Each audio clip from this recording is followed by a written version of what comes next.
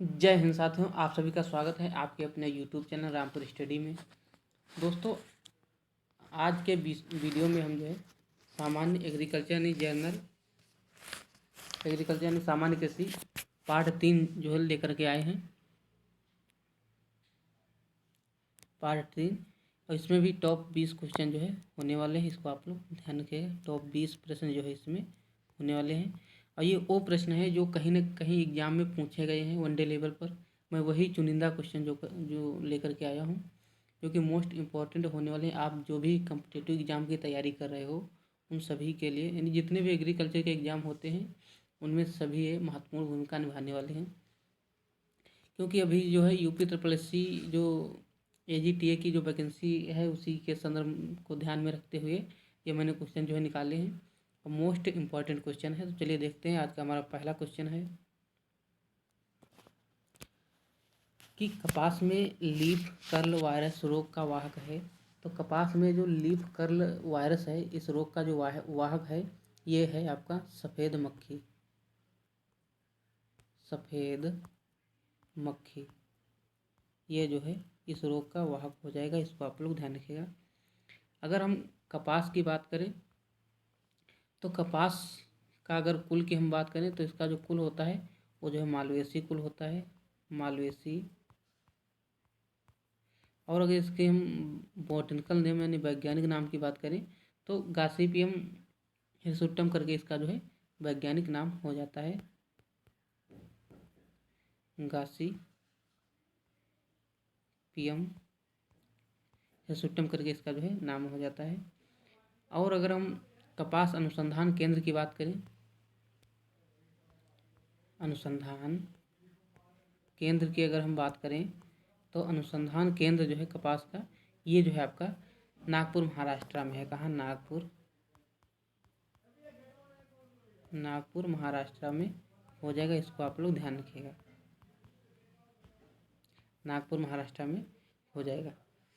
तो leaf curl virus का जो रोग है, जो वाहक है, ये जो है सफ़ेद मक्खी हो जाएगा। फिर क्वेश्चन नंबर 2 दिया हुआ है कि भारतीय गन्ने का वैज्ञानिक नाम।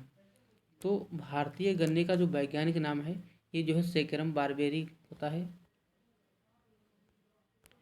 सेकेरम बारबेरी ये जो है भारतीय गन्ने का वैज्ञानिक नाम होता है। इसको आप लोग ध्यान रखिएगा। अगर हम गन्ने की बात करें तो गन्ना जो है, गन्ने में एक क्रिया होती है इरोइंग। क्रिया नहीं, एक तरीके से क्वेश्चन पूछा जाता है कि इरोइंग किसे कहते हैं। तो इरोइंग जो है गन्ने में पुष्पक्रम निकलने को जो है इरोइंग कहा जाता है। यानी गन्ने में जब पुष्पक्रम ऊपर निकल आते हैं उसी को इरोइंग कहा जाता है। तो क्वेश्चन इस तरीके से पूछा है कि इरोइंग किसे कहते हैं। तो गन्ने में पुष्प निकलने की क्रिया को, इसका जो आंसर हो जाएगा,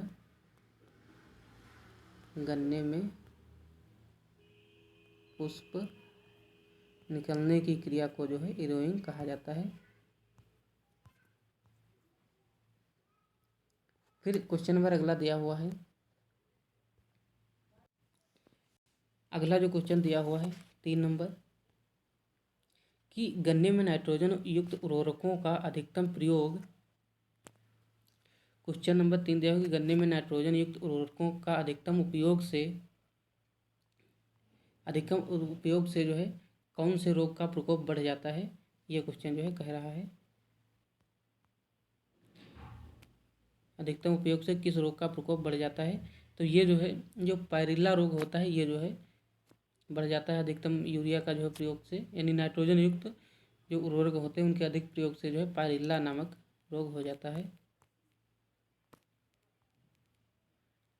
पायरिल्ला नामक रोग जो है हो जाता है। इसको आप लोग ध्यान रखिएगा। रोग का प्रकोप जो है बढ़ जाता है, प्रकोप बढ़ जाता है।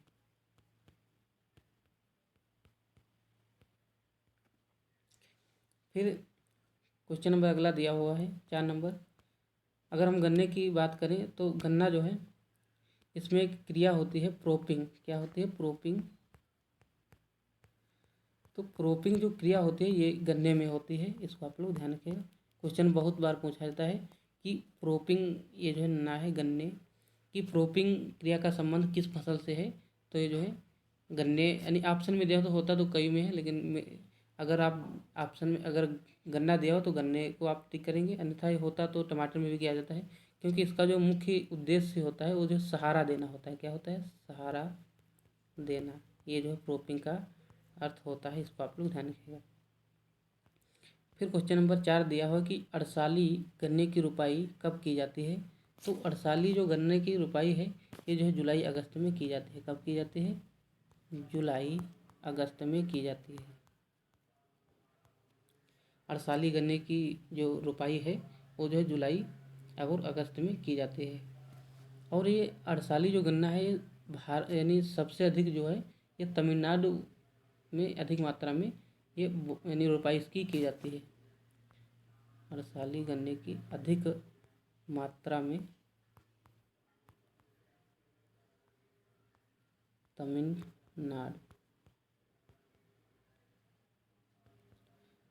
तमिलनाडु में जो है सर्वाधिक मात्रा में जो है इसकी रुपाई की जाती है। रुपाई की जाती है, इसको आप लोग ध्यान रखिएगा। फिर क्वेश्चन नंबर अगला दिया हुआ है कि मैक्सिकन गेहूँ भारत में किसके द्वारा लाया गया। तो ये जो मैक्सिकन बौना गेहूँ होता है ये जो है भारत में किसके द्वारा लाया गया। तो ये जो है लाया गया नॉर्मनी बोरलांग के द्वारा लाया गया था। किसके द्वारा? एनी बोरलांग के द्वारा ये जो है लाया गया था, इसको आप लोग ध्यान रखिएगा।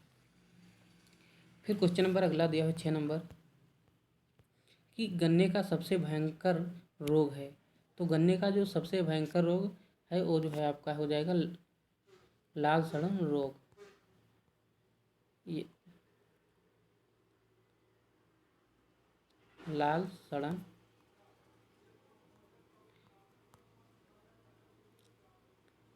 रोग जो है या इसी को रेड रोट कहा जाता है, इसको आप लोग ध्यान रखिएगा। तो ये गन्ने का जो है सबसे भयंकर रोग है, इसको आप लोग ध्यान रखिएगा।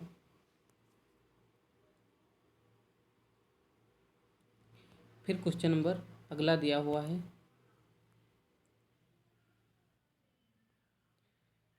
कि जौ की किस्म जो भूसी रहित है, यानी यहाँ पर पूछा है कि कौन सी किस्म है जौ की जो भूसी रहित है, तो जो है हो जाएगी डोलमा। कौन सी? डोलमा जो है यह किस्म भूसी रहित है, इसको आप लोग ध्यान रखिएगा। जौ का बॉटनिकल नेम की अगर हम बात करें तो हार्डियम बुल्गेर करके हो जाता है, हार्डियम बुल्गेरिस करके जो इसका जो बॉटनिकल नेम है वो हो जाता है। फिर क्वेश्चन नंबर अगला दिया हुआ है 8 नंबर कि गेहूं में टुंडू रोग किसके द्वारा होता है। तो गेहूं में जो टुंडू रोग है ये जो है विषाणु के द्वारा होता है। किसके द्वारा? विषाणु के द्वारा होता है, इसको आप लोग ध्यान रखिएगा। फिर क्वेश्चन नंबर अगला दिया हुआ है, अगर हम गेहूं की बात करें तो गेहूं की जो सिंचाई की जो क्रांतिक अवस्था होती है, सिंचाई की क्रांतिक अवस्था तो जो है आपकी CRI यानी क्राउन रूट इनिशिएशन ये जो है होती है, यानी शिखर जड़ बनते समय जो है गेहूं में जो सिंचाई की क्रांतिक अवस्था होती है CRI स्टेज, इसको आप लोग ध्यान रखिएगा। फिर क्वेश्चन नंबर जो है 9 दिया हुआ है कि सन 1904 में बरसीम किस देश से लाई गई थी। यानी जो बरसीम जो फसल होती है ये जो है चारे के लिए होती है अधिकतर, तो 1904 में किस देश से लाई गई थी। तो ये मिस्र जो देश है वहाँ से जो है लाई गई थी, और ये 1904 में लाई गई थी, इसको आप लोग ध्यान रखिएगा। फिर क्वेश्चन नंबर 10 दिया हुआ है कि मृदा तथा पौधों के साथ अध्ययन कौन सी शाखा के अंतर्गत करते हैं। यानी मृदा के साथ साथ पौधों का जो अध्ययन किया जाता है कौन सी शाखा के अंतर्गत किया जाता है। तो ये जो है इंडेफोलॉजी के अंतर्गत किया जाता है, इंडेफोलॉजी के अंतर्गत किया जाता है, इसको आप लोग ध्यान रखिएगा। फिर क्वेश्चन नंबर अगला दिया हुआ है अब आप लोगों को बताना है कि फादर ऑफ एंथ्रोपोलॉजी किसे कहा जाता है। फादर ऑफ एंथ्रोपोलॉजी किसे कहा जाता है, ये जो है आप लोगों को बताना है। फिर क्वेश्चन नंबर 11 दिया हुआ है कि राष्ट्रीय बीज पॉलिसी किस वर्ष आई थी। तो राष्ट्रीय जो बीज पॉलिसी है ये जो है 2002 में आई थी। राष्ट्रीय बीज पॉलिसी जो है ये 2002 में आई थी, इसको आप लोग ध्यान रखिएगा। फिर क्वेश्चन नंबर अगला दिया हुआ है कि बीजोपचार हेतु रसायनों एवं जैव उर्वरकों का सही क्रम क्या है। तो बीज उपचार यानी बीजोपचार हेतु जो रसायनों एवं उर्वरकों का जो सही क्रम है ये जो है होता है आपका, इसको शॉर्टकट में जो है FIR कहते हैं। क्या कहते हैं? FIR। तो F से ने हो गया आपका फंगीसाइड। क्या हो गया? F से जो है आपका फंगीसाइड हो गया, फंगीसाइड। और जो E से यानी I से जो हुआ ये हुआ इंसेक्टिसाइड, इंसेक्टिसाइड। और जो R से ने हुआ ये जो है हुआ आपका राइजोबियम। क्या हुआ? Rhizobium, rhizobium. तो ये जो है इसको शॉर्टकट में जो है FIR कहा जाता है, यानी फंगीसाइड, इंसेक्टिसाइड और राइजोबियम। ये जो है FIR हो जाएगा। फिर क्वेश्चन नंबर अगला दिया हुआ है कि मूंगफली में खरपतवार नियंत्रण किया जाता है। तो मूंगफली में जो खरपतवार नियंत्रण किया जाता है ये जो है किया जाता है आपका जो पेंडामिथिलिन होता है इसके द्वारा। किसके द्वारा? पेंडिमिथिलिन के द्वारा ये जो है किया जाता है, इसको आप लोग ध्यान रखिएगा। जो मूंगफली में खरपतवार नियंत्रण है ये जो है पेंडामिथिलिन के कहीं कहीं पेंडिमिथिलिन होता है, कहीं कहीं पेंडामिथिलिन होता है। तो पेंडिमिथिलिन के द्वारा जो है किया जाता है। फिर क्वेश्चन नंबर अगला दिया हुआ है कि सीसीमम इंडिकम में गुणसूत्रों की संख्या। तो सीसीमम जो इंडिकम होता है इनमें गुणसूत्रों की संख्या जो है 26 होती है, इसको आप लोग ध्यान रखिएगा।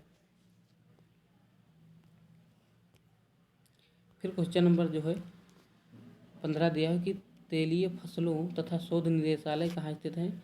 तो तेलीय फसलों जो शोध निदेशालय है ये जो है शोध निदेशालय कहाँ स्थित है। तो ये आपका हो जाएगा जूनागढ़। कहाँ हो जाएगा? ये जो है जूनागढ़ में स्थित है, जूनागढ़। और जो कि शायद गुजरात में जो है पड़ता है। तो ये जूनागढ़ जो है गुजरात के आसपास वही पड़ता है। तो ये इसका जो राइट आंसर हो जाएगा जूनागढ़। फिर क्वेश्चन नंबर अगला दिया हुआ है कि केंद्रीय मृदा एवं जल संरक्षण अनुसंधान प्रशिक्षण संस्थान कहाँ स्थित है। तो ये जो है आपका देहरादून में स्थित है, देहरादून में स्थित है। और यहीं पर जो है आपका जो यानी वन अनुसंधान संस्थान है ये भी जो है यहीं पर स्थित है, वन अनुसंधान संस्थान ये भी जो है ये देहरादून में ही है, इसको आप लोग ध्यान रखिएगा। फिर क्वेश्चन नंबर अगला दिया हुआ है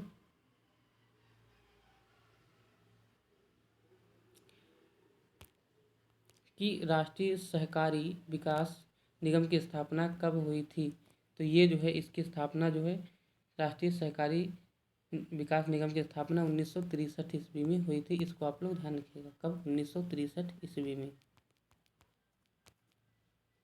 फिर क्वेश्चन नंबर 18 दिया हुआ है कि विश्व में सर्वाधिक कार्बनिक खेती किस देश में की जाती है। तो विश्व में जो सर्वाधिक कार्बनिक खेती है ये जो है आपकी जो ऑस्ट्रेलिया देश है वहाँ पर की जाती है, ऑस्ट्रेलिया देश में की जाती है, इसको आप लोग ध्यान रखिएगा। अब आप लोगों को एक क्वेश्चन बताना है, क्वेश्चन का आंसर बताना है कि जैविक खेती वाला पूर्ण राज्य जो है कौन बना है। जैविक खेती करने वाला पूर्ण राज्य पूर्ण रूप से कौन बना है, तो इसका आप लोगों को जवाब देना है। फिर क्वेश्चन नंबर 19 दिया हुआ है। क्वेश्चन नंबर 19 है कि गोबर की खाद तैयार करने की ट्रेंच विधि किसके द्वारा दी गई। तो गोबर की जो खाद तैयार करने की जो ट्रेंच विधि है, ये जो है दी गई CN आचार्य के द्वारा। किसके द्वारा? CN आचार्य के द्वारा ये जो है दी गई है। इसको आप लोग ध्यान रखिएगा। और ये कब दी गई? तो 1951 में दी गई थी। 1951 ईस्वी में 1951 ईस्वी में जो है ये दी गई है। CN आचार्य के द्वारा गोबर की खाद तैयार करने की जो ट्रेंच विधि है, ये जो है CN आचार्य के द्वारा दी गई है। फिर क्वेश्चन नंबर अगला दिया हुआ है कि एडोको विधि का आविष्कार किसने किया। तो एडोको जो विधि है, ये भी एक खाद बनाने की ही विधि है कृत्रिम रूप से। तो इसका जो आविष्कार है ये किया था हर्ची रसन ने। किसने किया? हर्च रसन हुआ रिचाई करके जो है वैज्ञानिक थे, इन्होंने जो है इसका आविष्कार किया था। रिचाई करके जो वैज्ञानिक है, इन्होंने 1921 में किया था। इसको आप लोग ध्यान रखें, 1921 में। ये जो है कृत्रिम रूप से खाद बनाने की विधि है।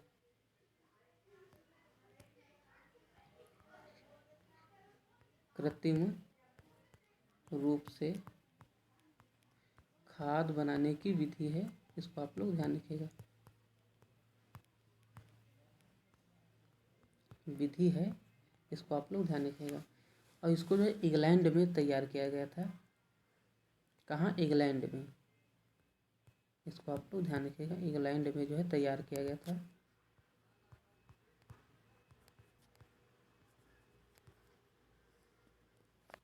तो ये थे टॉप 20 क्वेश्चन जो कि हमने इस वीडियो में कवर किए।